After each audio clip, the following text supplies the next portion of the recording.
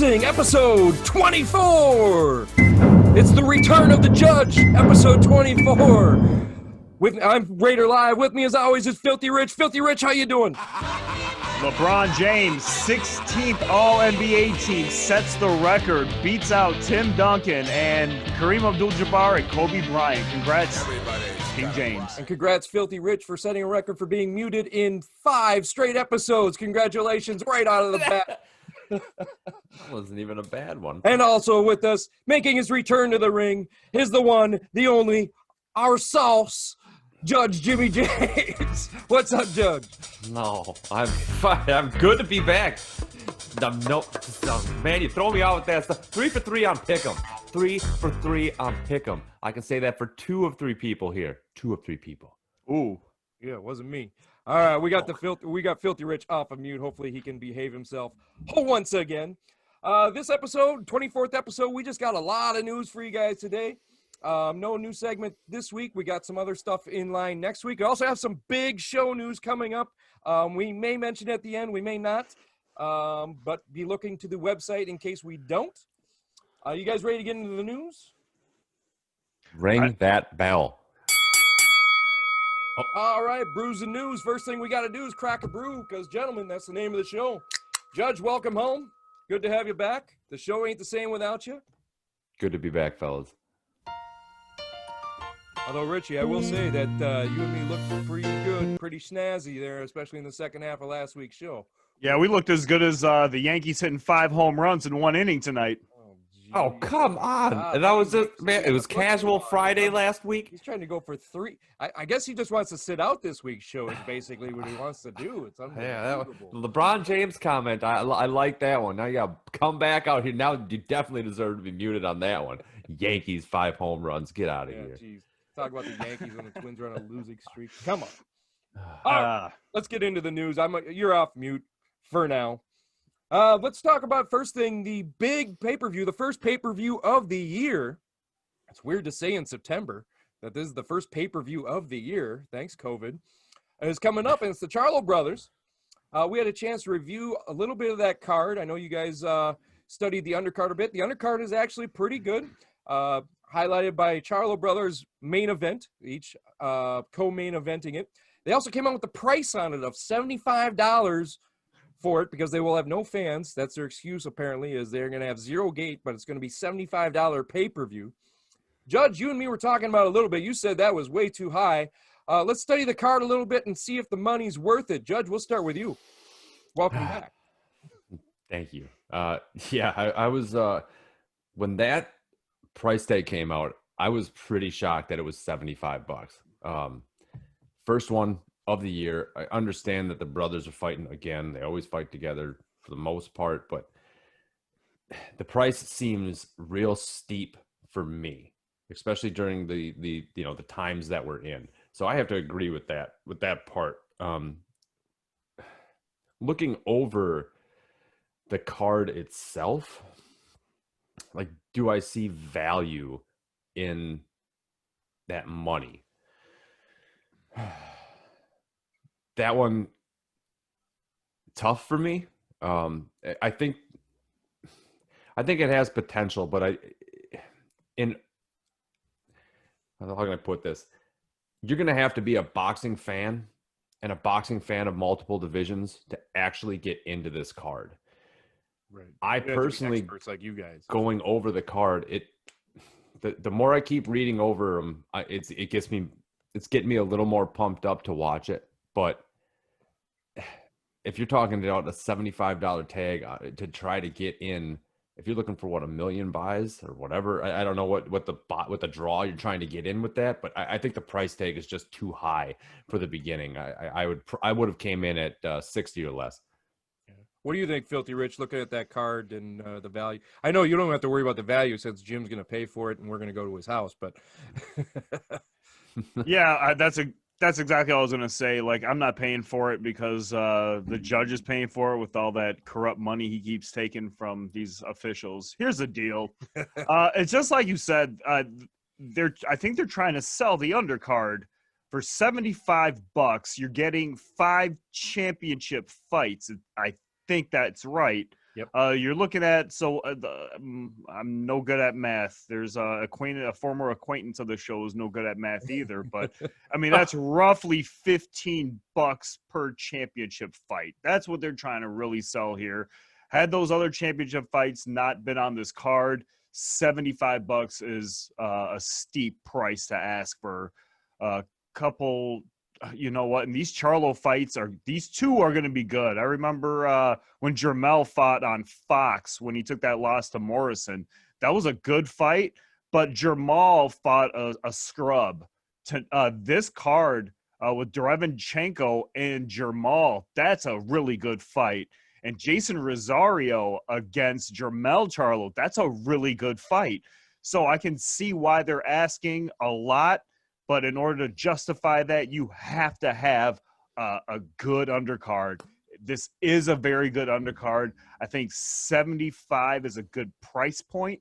I don't know if they're trying to do 1 million buys. I think they'll get 1 million, but it's not going to be much more than that.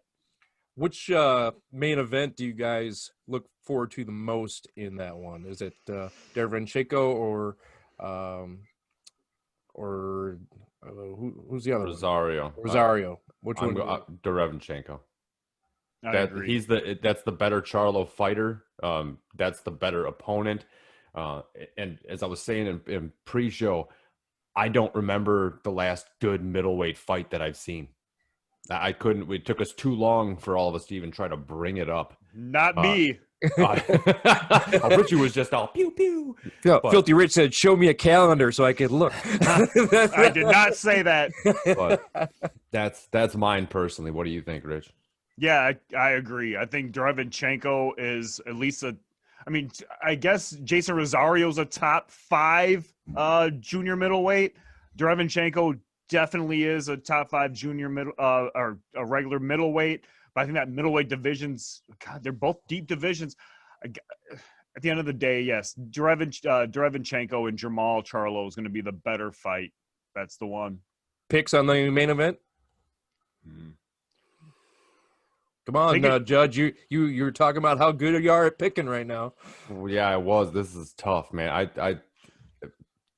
I think the Derevenchenko goes to decision.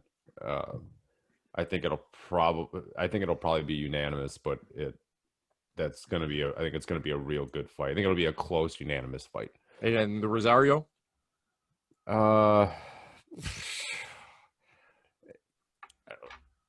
Do I get to know what? Do I get to know if Jermell is going to show up to this fight or not? Do I get to know that beforehand? No, if he shows up.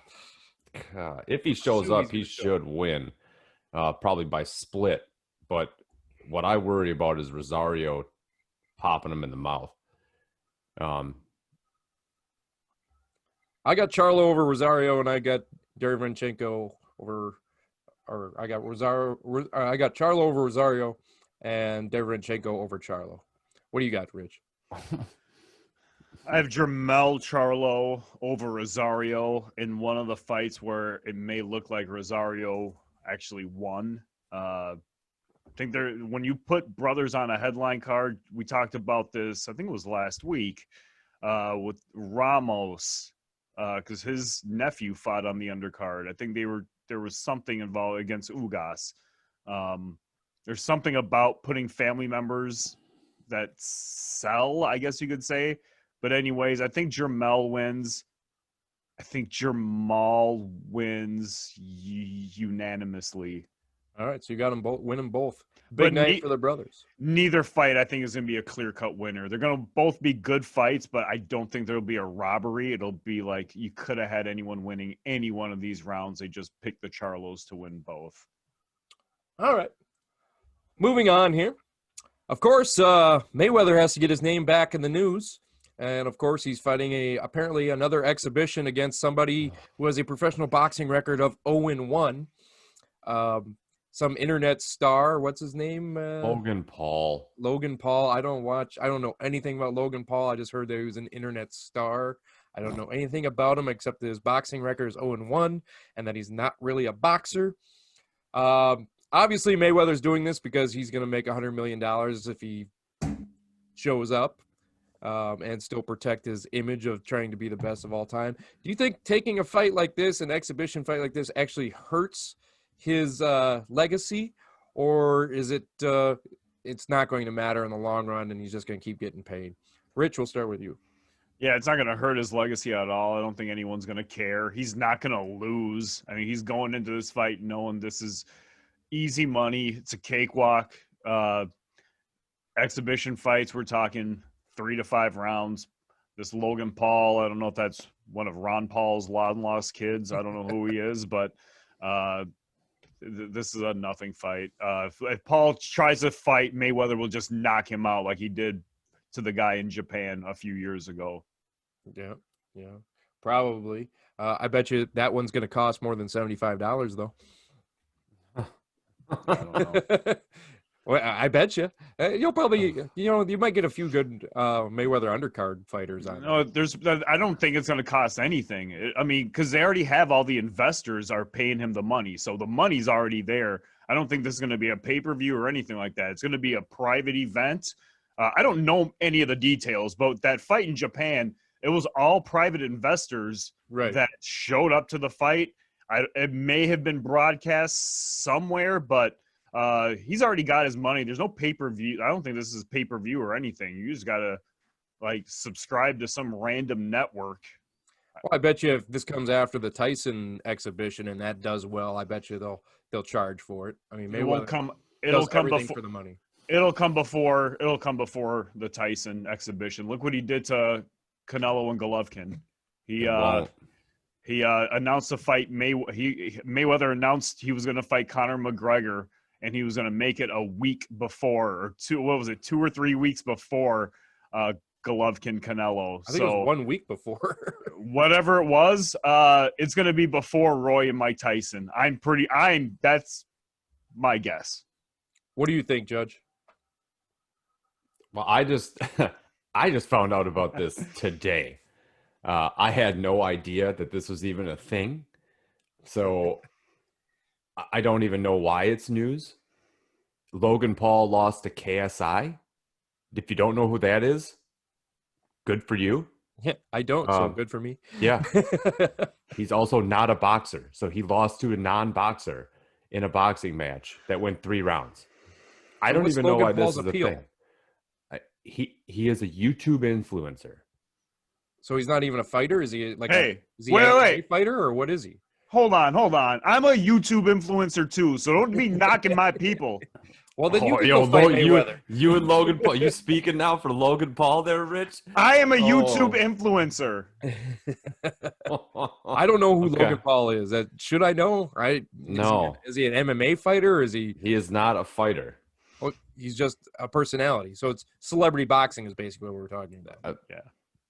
Essentially, yes. I mean, his brother is fighting ex-NBA star Nate Robinson on the Roy Jones-Mike Tyson exhibition undercard in November. So, I mean, it's just. Well, then that brings up the obvious question of, does stuff like this ruin or help the sport that we love? I mean, does little freak show things like this hurt the credibility of a sport that already lacks a lot of credibility in certain areas? Or does the old adage of any publicity, even bad publicity, is good publicity? To me, the sad reality is that this keeps boxing in the spotlight for people who don't follow boxing. They're going to go, I know Floyd Mayweather because I've heard that name before. I know Logan Paul because he had some funny video, whatever. That's what this brings up. It brings people into that might show some interest. However, does it grip anything? I don't know. Does it hurt boxing itself? No, because I don't think the people who would actually get excited for this would care about real boxing anyway. It's a publicity stunt. That's basically what it is. That's what we're doing here. All right. I think we've touched on that enough. Floyd, don't come back. And if you're going to come back, fight somebody real. Fight De La Hoya. How about that?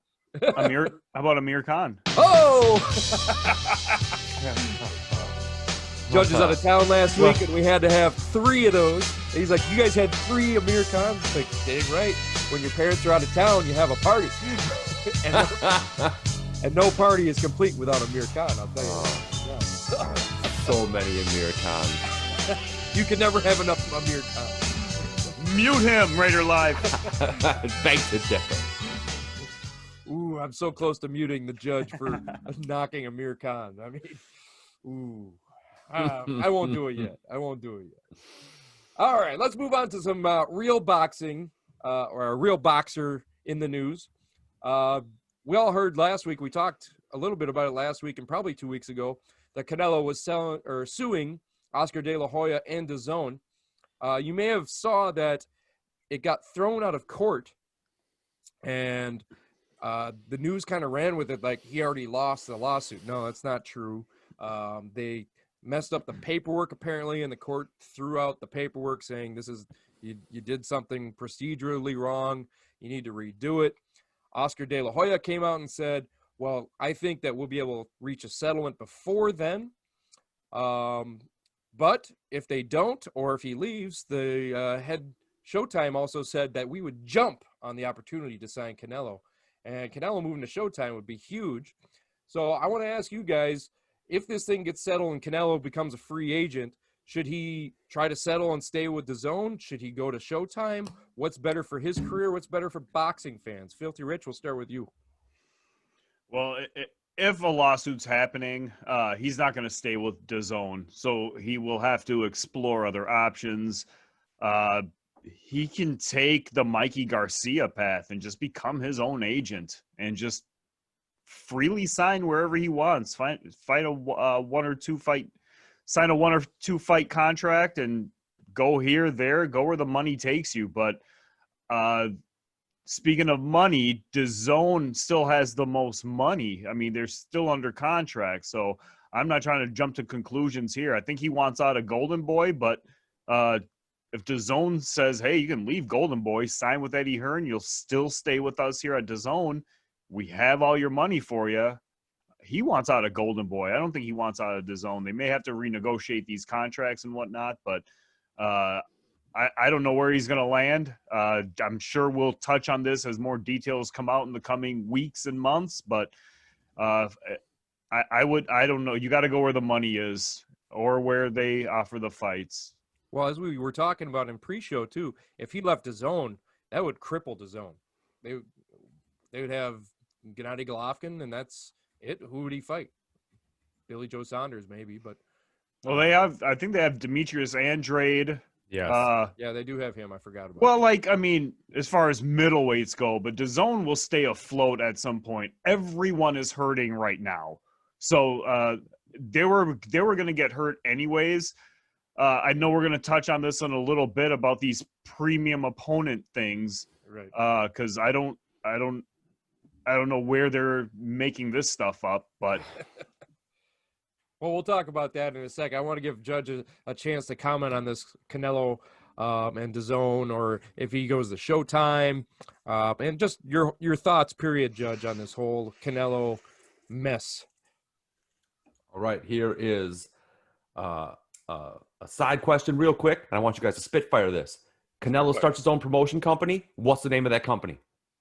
Rich, go. Tecate Promotions. Raider. Beholda. I'd call it Pumpkin Spice. Ooh. That's funny. I'd be really interested to see what he would name his promotion company. I don't know. I could see B Boulder on every turnbuckle. That's possible, but every quarter pad. So yeah, I mean, I don't know. I think he needs to cut ties with at least from everything that I'm hearing, that I don't know if it's DAZN is the issue. I don't know if Golden Boy is the issue. I don't know why he's not getting signed with people. If he is the biggest name in boxing right now, he needs to fight, period. If he's not getting fights, and he, like I said in a previous show, he doesn't turn anybody down. He just wants to fight, period. However, I give him credit. He signed a contract, and he's not getting that contract fulfilled. So Dan Raphael has reported. Yeah, you can move into that. I was going to bring premium. Oh, what? Yeah, we were going to go into that. So go ahead. Sorry, but the premium opponent thing is driving me insane. When I read about this, it doesn't make any sense to me, because DAZN is saying that Callum Smith and Billy Joe Saunders are not premium opponents for Canelo. And they want to cut his fee. And they were cutting the license fee, so they were not going to give him the amount of the $35 million for it, right? Or whatever it was. But did you see who they did consider as premium? Oh, 100%. The three fighters that they consider as a premium foe is Oscar De La Hoya. Huh? Yeah. Who? Jorge Masvidal and Khabib. Those are two UFC fighters. They're not even boxers. You've got to be kidding me that those are considered premium opponents. They're not even the boxers. Two boxers in this division aren't.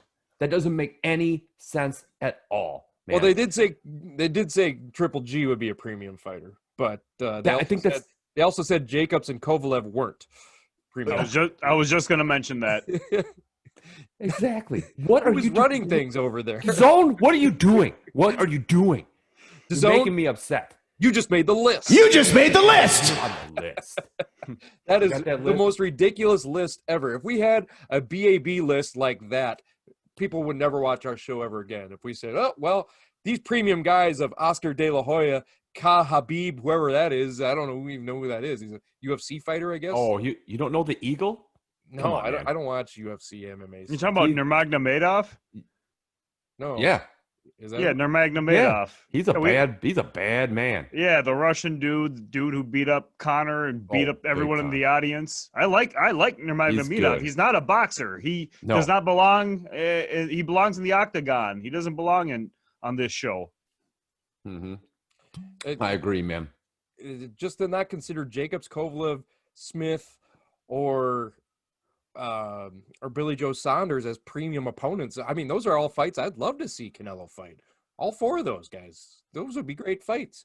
A lot better than whatever no name he's fighting right now that I'm sure Mayweather will fight in 5 years. You know? I mean, so the only thing that they're saying is that I'm not sure if this is how accurate this is, but they're saying a premium effectively means that the draw would be an equivalent of 1 million buys of a fight.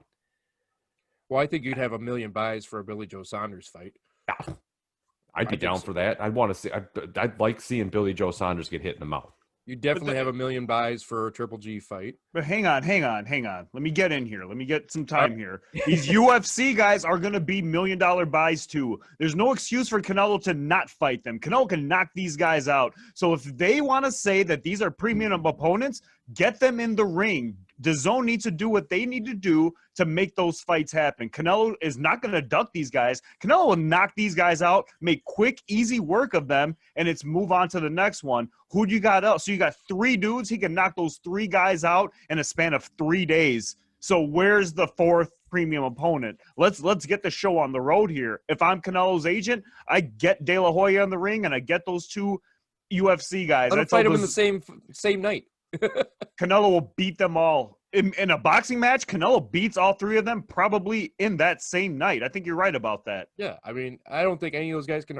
When you watch guys that go from UFC to boxing, it just doesn't carry over. Their skills don't carry over. I mean, how many in that Mayweather fight? How many back of the head shots did we see all the time and hammer fists? In a boxing match, you can't do that, you know? Yeah, McGregor was hammer fisting the entire time. What is that? These guys, it's a totally different sport. Man. They're 2 different sports. You can't have. I just don't understand that. I guess I understand the premium of it's a draw, but only one of them would be a draw because after the first one would be such a disappointment, then I don't see another one like that being a draw. That may be so, but this is DAZN. If they want to call them the premium opponents, that's their own demise. Let them do it. And when Canelo beats these guys, bring another UFC guy on. Bring on, I don't know, someone. Maybe Roy Jones or Mike Tyson's going to be the next one. We'll see if they want any of this, but let DAZN decide who these so-called premium opponents are. And it sounds like they have no clue what they're talking about. Line them up. Canelo will knock them down. It just seems like a slap in the face of real boxing fans, though. I mean, Canelo is in his prime right now. We deserve to see him. We deserve to watch him fight real fights. You know, real good fighters, not this sideshow stuff. Save the sideshow stuff when you're 47 years old like Oscar. You know, save that sideshow stuff for then. Right now, you're in your prime. Fight the fights. Fight Billy Joe Saunders. Fight Triple G before he gets too old. Fight Colin Smith. Fight those fights. Let's watch a premier boxer in his prime fight the big fights and not waste his time fighting these UFC guys. It's just ridiculous, in my opinion, anyway. And that's coming from casual fan here. I don't want to see that. I don't think he's the problem. I think it's the promotions. Yep. It's both the companies that are the issue here. I mean, I even I just saw this too. Like Golden Boy reportedly promised DAZN a third Triple G fight, but they didn't write it into the dang contract, so it's nonverbal binding. So I'll owe you one. Nonverbal binding. Okay, well, we've all heard that enough. Me and you, me and Raider Live say that all the time. Yeah. Football draft, Jesus, man. Not binding. It's just ridiculous. Canelo needs to cut ties with everybody and to just go. Come to me in Mexico, be there, and let's go. Just keep fighting people like 30 style boxing, go 48 rounds, and people just keep WrestleMania style boxing. He just keeps fighting. People just keep coming in. There's no rest for him. If this is what the basis of the lawsuit is, then I am totally on. And I hate to say it, I'm on Canelo's side 100%. And I hate being on Canelo's side because he's a guy I love to hate. But if this is what they're putting him through, absolutely, you should cut ties with. If we talked earlier that DAZN may have the money, you might stay there, cut tie with Golden Boy. If this is what DAZN's doing, leave. Go to Showtime. Showtime will get these fights done. Who's a great middleweight in Showtime that he could fight right away? Rich, you're good with those. Charlo. Yeah, Charlo. There you go. Derevinchenko. There's another good one. I'll watch that fight. Let's watch it. Let's watch these real good fights. You can go to ESPN maybe.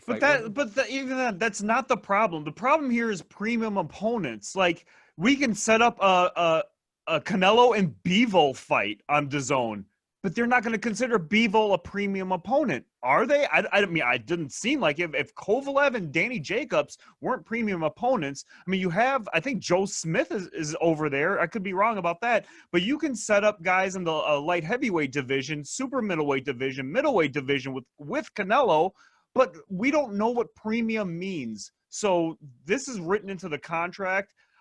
We don't know what it means. They may budge on this later on. We don't know, but when there's things like money involved, I don't want to get to somebody else's money, but we don't know what kind of money Showtime is offering. Showtime may not have any money to offer Canelo. I mean, if we thought $75 was steep for a Charlo fight, what are they going to ask for on a Canelo fight? And are you willing to pay for that? I don't know if I am. Well, Judge will. Drop the mic. I'll drink to that. Judge will pay for it, then we don't have to worry about it. He loves Canelo. We'll bring the Tecate over and we'll have ourselves a great time there eating the tainted meat. I'll bring the Tecate, James. What do you say? I'll bring the tainted meat and you can throw it on the grill. I don't think my sewer system has the capacity for that. Make us drive down to the gas station to use it down there. Go across the street to the park. And we say that in jest in case Tecate, you want to sponsor us. I mean, we will accept that sponsorship. Oh.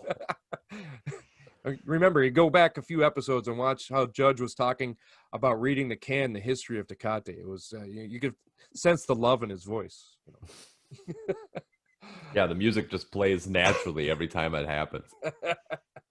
All right. Now that we're all fired up, let's move on to the next part. And the next part of news here we want to talk about. The end of the year here will be the time of rematches. We got Dillian Whyte and Povetkin 2. And then, of course, we got Fury and Wilder 3.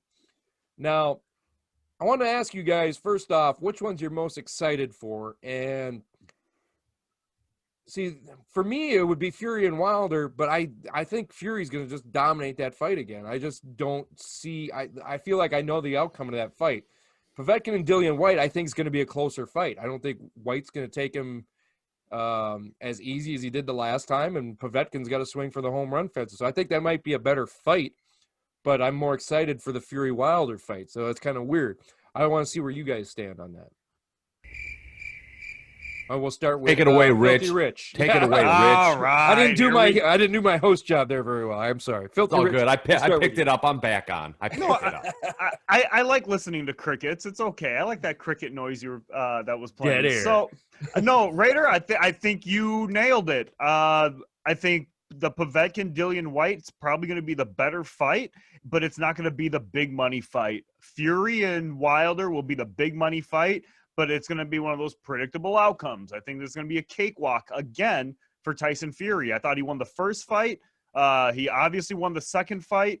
Let's just hope this sets up a Fury Joshua or even a Fury and the winner of the Povetkin Whyte. That's all we can hope for, but I tend to agree with you. I think Povetkin and Whyte is the fight we want to see, but it's not the big money fight. Right. But what do you think, Judge? Yeah, I mean, both of these fights, I got to agree with what you guys are saying. I think Fury's going to beat Wilder. What I'm curious about is how is Wilder? Is Wilder going to come? Fury's going to come out and be the Gypsy King, 100%. He's going to have the flair. He's going to do all the showboat and the whole 9 yards, and he always backs it up. What I want to know is Wilder going to do the same crap that he did the last two fights, or is he going to come in actually focused and just come out to the ring and not do this showboating mumbo jumbo, wearing 40 pounds of some lighting armor that, you know, what I don't even know I don't even know what he was trying to do. Is he actually going to do that, or is he just going to come out like, look, I'm ready to fight. Let's do this. I messed up, and actually correct his stuff, or not? I mean, that's what I'm curious about. If he comes out showboating just like Fury is, I think it's gonna be the same dang result. If he comes out and he's not, and he's just business is business, that I think is going to be very key I think that's going to make the fight a lot better. I'm going to be more excited for the fight when I watch the ring walk,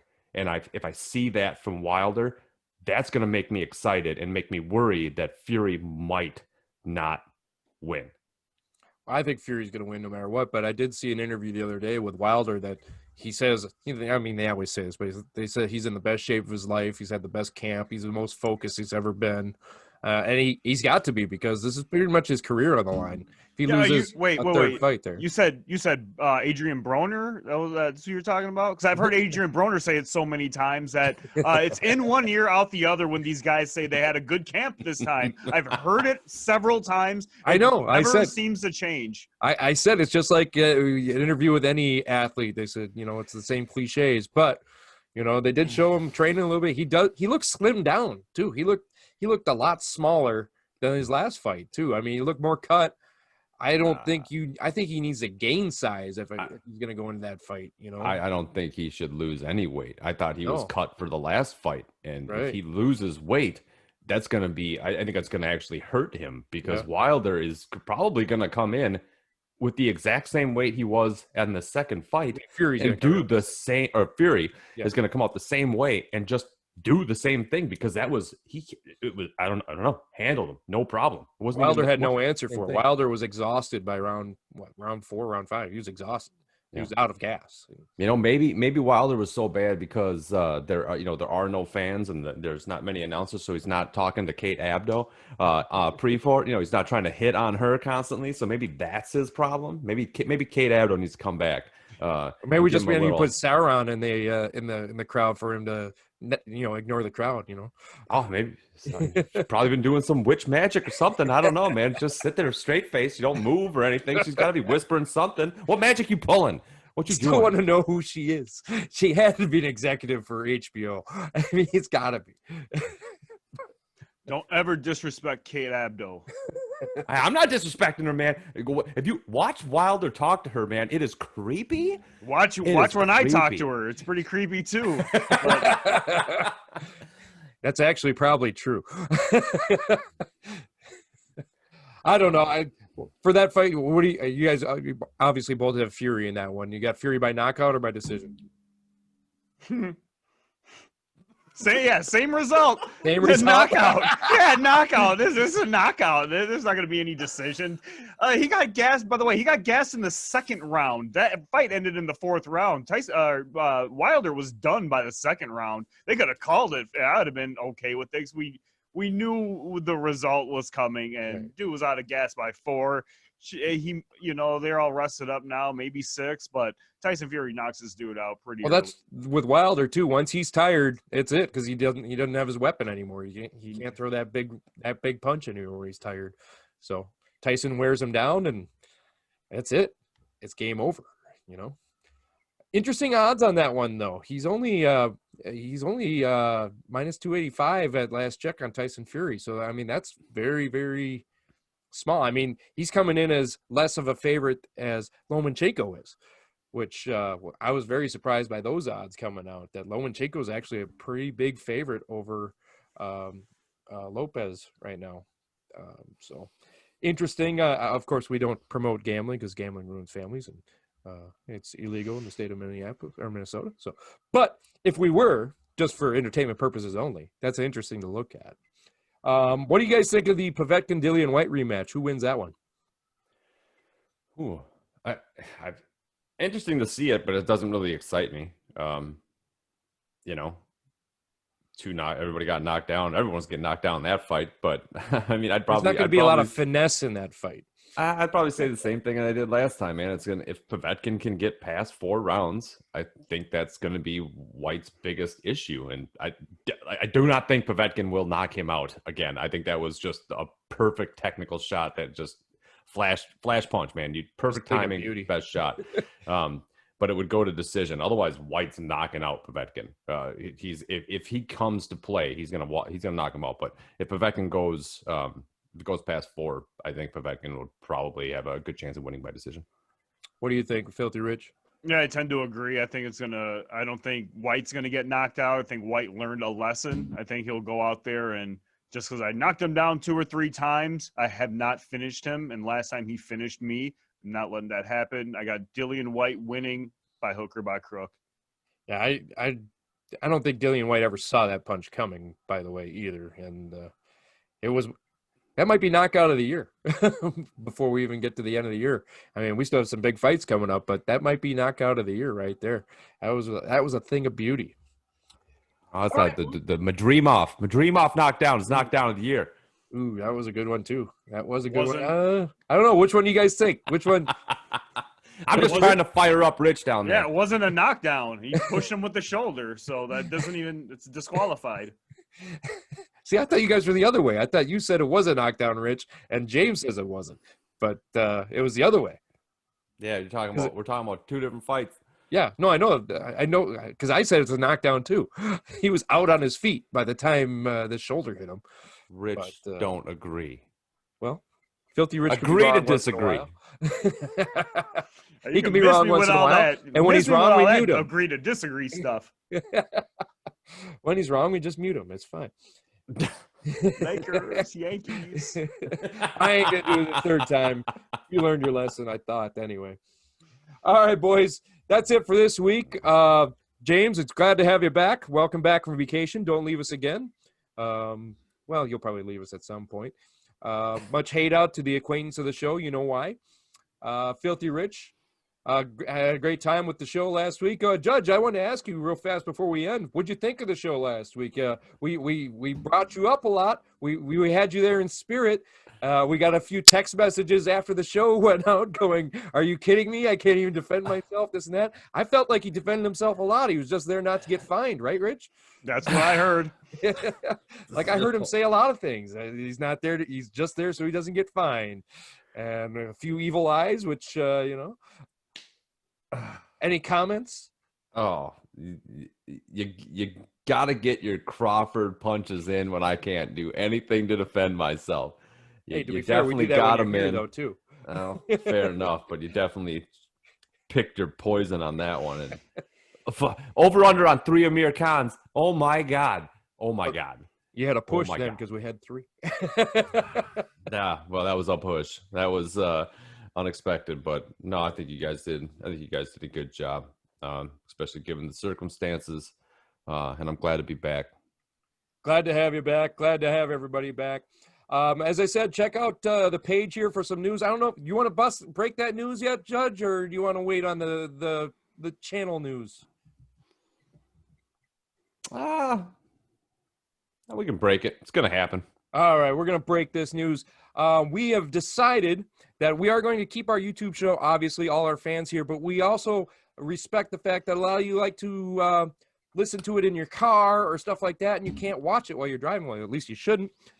We have decided that we're going to make this show a podcast as well. And after this, I don't know if this episode will be on or next week's episode. It might be next week's episode. It might be the first episode on there.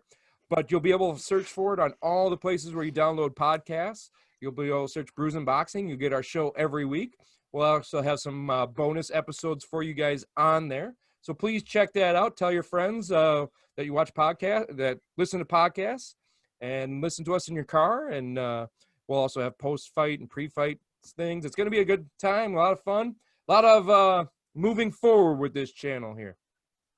So I'm very excited about that. I'm excited to go along with that ride with you guys, as always. And I think that's it for this week. That's big news. So we're going to work on that. Look for that soon. We'll announce that on the page when that goes live. And please subscribe to that as well. All right, for Filthy Rich and Judge Jimmy James, the sauce is back. The sauce is back. I'm Raider Live. Thank you all for joining us. Tune in next week.